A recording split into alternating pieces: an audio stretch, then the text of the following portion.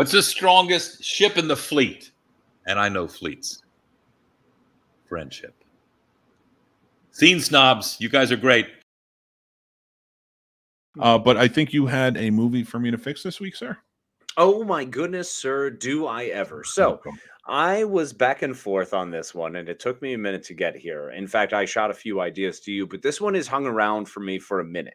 This one was actually one I wanted to bring up originally in the beginning, but I thought, maybe we don't play on this. But I'm really curious because one of my fondest memories of this movie is actually the bowel issues I had of the popcorn because I ate too much popcorn and drank too much soda. That's the fondest memory I have of Ang Lee's The Hulk starring Eric Bana. Oh, so I'm curious, Mick Manhattan, can you fix The Hulk? Well, yeah. I mean, because it's like starting in a basement and then and all you have is a ladder and some material. You're going to work your way up. You know, it's just the way it is. So it's so bottom of the barrel. You know, if you're going to fix it, especially at that time, you had the Fantastic Four movie doing pretty well. You had the Spider-Man movies doing pretty well because at 2004, I think that was around the time before Spider-Man had just come out. Spider-Man 3, rather. Yeah, Spider-Man. So Spider-Man 2 was still strong. We still had a good Doc Ock. We had, good love story going on. Things were good there. And the Fantastic Four, was fine. Yeah. It was fun. I enjoyed it. But so now you have the Hulk. And the reason that I think this really doesn't work is because first off, they made it too colorful. And not saying that it has to be dark or crazy, but you're dealing with anger and you can't just have everything so super bright. I maybe would have, I want to say that it was the Happy Anger movie of the time of why the Hulk looked the way he did. But I was only like 4 or 5 years later that they actually did the Incredible Hulk and he actually looked pretty good. Amazing. So I don't know that it was and plus we had Jurassic Park in 1993, so it really wasn't the VFX of the time, is what it comes down to. But you do need to spend a little more time on VFX. Now, if you talk the technical side of that, I don't know what went into that, but if we're talking story, which is usually what I go with to fix it, I'm going to keep, of course, the true to form.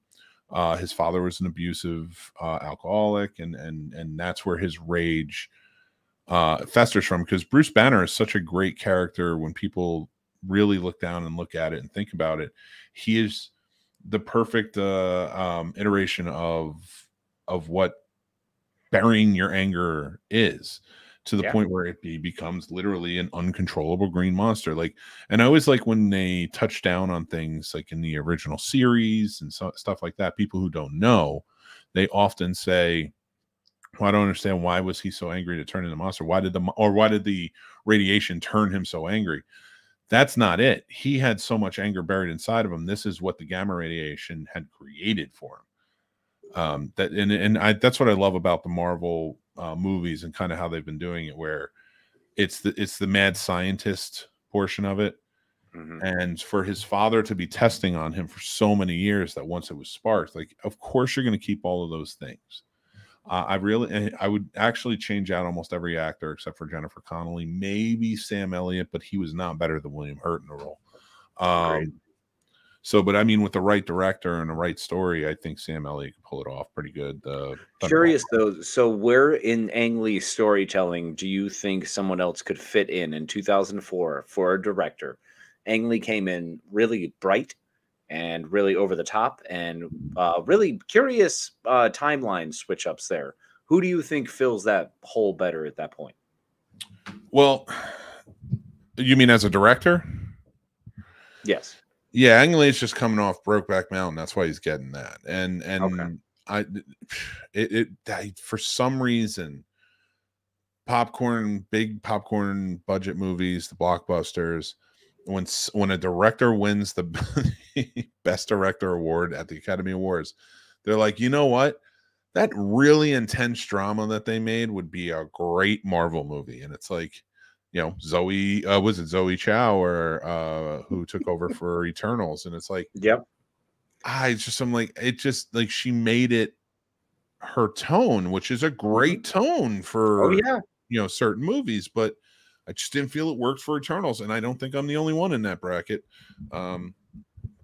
So like going back to Hulk and Ang Lee taking over, I think he tried, and I don't think he's a bad director by any means. He can make a great movie, but they missed the mark on this, and I don't know whether it was interference from the producing team, the studio. Marvel Studios didn't exist at the time, but I think that was Universal who had made it, if I'm correct. You are correct. Oh, nice. So when they make that, so who stepped in and who stepped on toes? Because you have a dramatic actor, and you have this story that ultimately boils down to an abusive father testing on his son, and then this anger comes out of him. How you can't play that when you have a dramatic movie like Brokeback Mountain, a year or so before, and take that and kind of like really turn this into something where you not only have a mad scientist element, almost like a Frankenstein sort of element, if it makes sense. Now, I know that Dr. Jekyll and Mr. Hyde is more the analogy that people use, and that's what it was created off of. But if you take this, like this man who was just a mean, angry, abusive person, has a baby for the sole purpose of testing on him, because he's that obsessed. Now, the wife didn't know and all that stuff, and he ends up killing her and such. But which is always a good time. What a jovial ride, huh? No, right? Who doesn't love this story so far? But they tried to do that in this movie. They tried to make it jovial, and that's where you keep your darkness. You tell this dark story. Bruce Banner is now this, and then you break off. Now he's in it. Now you tell that story in like the first like 15-20 minutes, and it's really dark. And now we have Bruce Banner, who is a genius. Like he just knows. They didn't touch down on that either about how smart Bruce Banner actually is. And I don't actually. I would say that to me, the Marvel movies now, like Incredible Hulk and where he showed up, they don't do a great job at that either. Mark Ruffalo does the best. They do better. Playing scientists. You're right, but they don't. Scientist. Yeah, he's not quite the Mark Wahlberg. Hey, I'm doing science over here, but he reaches a new level. Now I do have a question for you as far as the big fight scene, because the big fight scene in this one, if you remember, was against the wolves. Wolves. So I'm wondering, would there be wolves? Weren't they poodles, if I remember correctly? Okay, so they were big dogs. So gamma radiation poodles. Would you have a different fight occur there? Do you think that would have been better? Or do you think, so do you add a supervillain? Do you add some sort of different creature and stay in the creature vein? Or do you just make the army fight that much more bigger? Well, the thing is, I would kill off the father. Kill off the father, he dies. So the anger's still there. The anger always remains because he found his father's notes. He's discovering, but like I said, set it again. Like after you see his childhood and what he went through, then finally he's in college. He meets Betty, and he never gets the closure.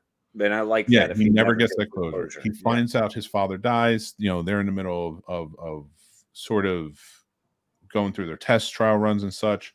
They do the gamma radiation. He's hit with it. And I would not spark it quickly. You need to get something like, yes, I understand that the Hulk comes on whenever he gets angry, and I know that feeling, but if you just play it along, like it just needs to be sparked first, and he's not angry enough because he's in a relationship, things are going pretty well, they don't know about it yet. You cut back to and also I would have taken away like the TV show element and stuff like that where it was a machine, and I would have done like the experimenting, like they're experimenting on bombs and stuff, and he went to save somebody and he got hit. Because then what that adds is you can either make that person he saves a villain for the role, or of course you can I think his name is Danny, I can't remember his like sort of sidekick's name that becomes like a Blue Hulk or something like that. It was so like convoluted in a lot of ways, right? Different mediums. So it kind of gets hit. So for this sake, to tell a dark tale, I would make it Ross he saves Ross from getting hit. Okay, and they both get it, but he's the only one that shows up. Now we know. Then we find out that Ross's anger Red Hulk is more controlled. Then you add that.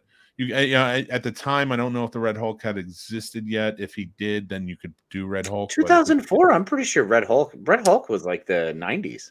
Yeah, maybe. I don't 100% remember, but like you could make him a writer. You could do something different if he didn't exist at that point. But that's your villain right there. Yeah. That you can build off of, and you better can, than the personal villain, right? Well, no. That's your villain because you got to have Hulk fighting somebody like you did Abomination. And I wouldn't introduce Abomination yet. I'd keep that as a test.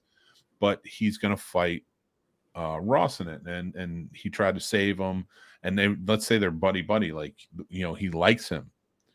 But once Ross turns into this beast, and he realizes it, and he's like cool with it, and he can control it, you would have a Bruce Banner who can't control it because he doesn't deal with his emotions. He doesn't know how to like stamp them down and like work through them and like think and strategically plan like a general would. So right, exactly. Yes. Yeah. Yes. Thank you. So what sets him off, what sets Bruce Banner off is like after he gets hit, it's not sparked yet. And because nobody knows that he was being tested on, and that's the adverse reaction that really caused the Hulk. So he's and I would hint at it like when the fire is there and you're just like, how are they not dead? Like, like after the bomb is dropped or whatever, however they do it and whatever weapon they test, you see like a silhouette of both of them in their forms. Okay. All right. The fire. Okay. And then like when they cut back to it, they're just clothes burnt and just kind of doing their thing, and they're normal. So his father dies while he's doing his testing right after. He goes to clear out his stuff, finds his experimental notes on him and everything else, and that he was just the whole part of a bigger plan to create this beast. And that's what would pull into him finally raging out as the Hulk, going crazy because now the anger, it's first sparked. He doesn't have any control over it at all. He's not right in his head. Kind of like how She-Hulk was when she first turned. Yes. The way she should. Yes. Like the way the Hulk, you think the Hulk would be. Yeah. Yeah. Like it takes time. You have to train your brain to like kind of like get into it. And that would be. And for her, she doesn't have the voice. That's the other thing about Banner, is getting the fact that there is a voice there that is screaming the most hurtful, angry, brutal, vicious, massive, monstrous, absurd things. And that's what just takes over this incredibly intelligent mind. And I love it. Yes. And it does because it's the protection of that mind. It's a protection of because the Hulk comes out, it's his anger sees him as the little boy who was abused and the little boy who was tested on and all that stuff. So now he breaks out, he goes on a tear. Ross knows who he is. So Ross is like, I'm going to hunt this guy, because like I got to take him out because I know what he is. And he can't control it. And now that becomes your battle. And then by the end of it, he is controlling it more and more. And Ross is like, you can go, but I am watching. And like you set that up for sequels and what else he can do. And then maybe Ross walks away and he's going into a testing facility with like a number of like soldiers to be tested. Okay. Yes. They're calling it like the Abomination Project or something. Right. Oh, the Abominable Project. So, all right. Here's what I love about this so much is we took Ang Lee's The Hulk. That's what I presented you with. That was the challenge, was to make that better. And my friend, did I fix it? You managed to create The Incredible Hulk by Edward Norton. The movie done a few years later. We essentially just recreated that movie. And yes, you fixed it.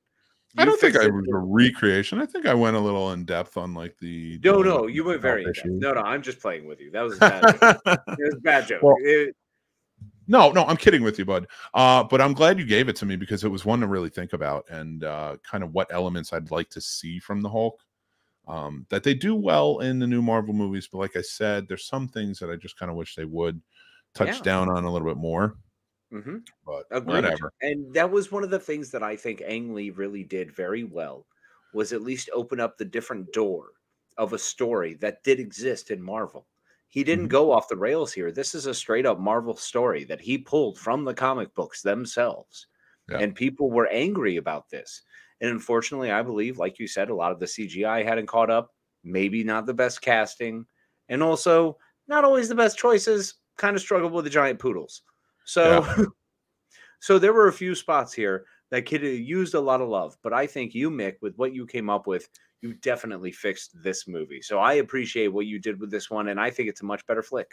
Thank you, brother. Thank you so much, man. I appreciate that. And guys, let us know what you think. Sound off in the comments. Of course, we cut the Did I Fix into a video you can watch on our YouTube, or you can watch it as part of this show, the Scene Snobs Podcast, or you listen to it when you listen to the show.